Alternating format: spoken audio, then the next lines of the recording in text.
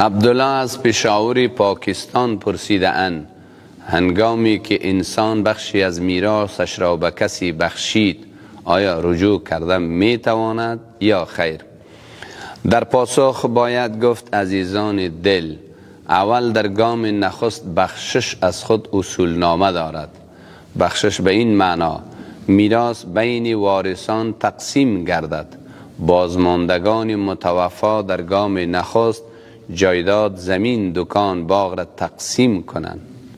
هنگامی که تقسیم شد هر کس صاحب حصه و سهم خود شد جدا محرز.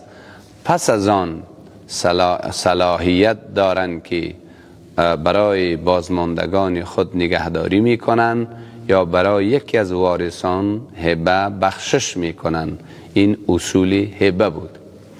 دوم، هنگامی که بخشش می کنه که محرمش باشد، پدر، مادر، کاکا، بیادر، خاله، عمه، هنگامی که به صاحبان محرمیت بخشش صورت می گیرد پس از آن رجوع کردن نمی تواند. دوستانی عزیز، درب رجوع برای او بسته شده.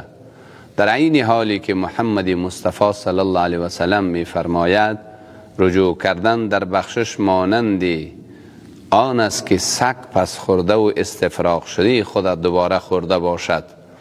اون بحث یک بحث تحقیقی دارد که بر علیه تفکر برخی فقهای اعتراضات دیده می شود. از تفصیل می گذرم.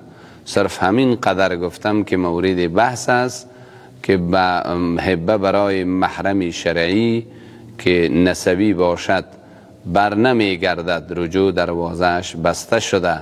اما در آغاز شرط هبه را بیان کردم. سلامت و سرفراز باشید.